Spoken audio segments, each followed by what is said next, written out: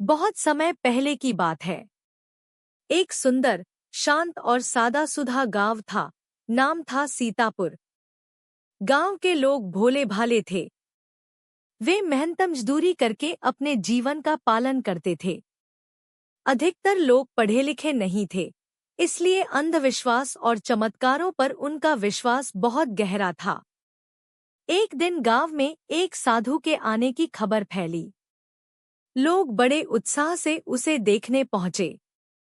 वह साधु लंबा चोला पहने हुए था, सिर पर जटा और गले में कई मालाएं थी।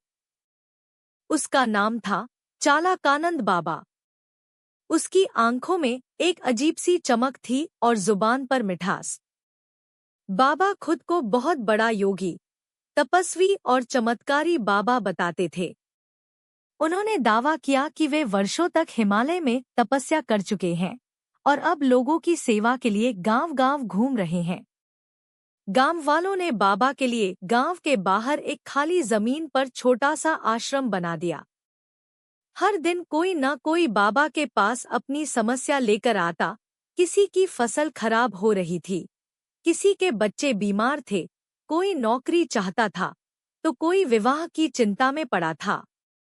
बाबा सबको एक मंत्र, एक ताबीज या किसी खास नियम का पालन करने को कहते और लोग बिना सवाल किए उनकी बात मान लेते। कुछ ही हफ्तों में बाबा गांव के आदर्श और पूज्य बन गए। लोग दूध, फल, मिठाई, कपड़े और पैसे चढ़ाने लगे।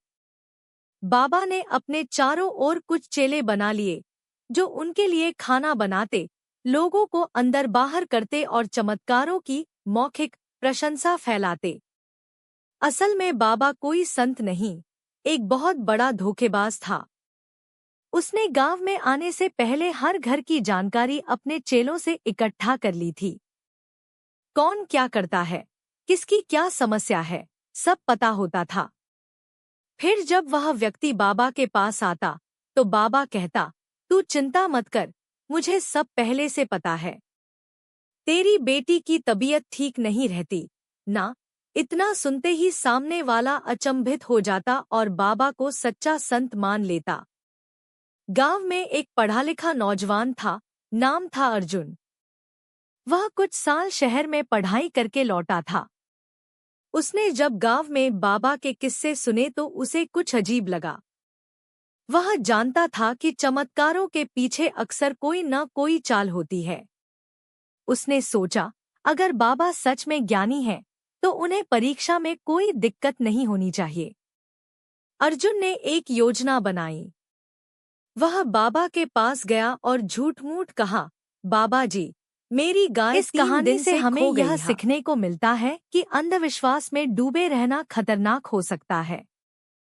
चालाक लोग भोले भाले लोगों की भावनाओं का फायदा उठाते हैं। इसलिए आंख मूंद कर किसी की बातों में न आए, खासकर जब वे खुद को चमत्कारी कहते हैं। सच्चाई हमेशा तर्क, विवेक और खुले सोच से जुड़ी होती है। सोचिए, समझिए और फिर विश्वास कीजिए।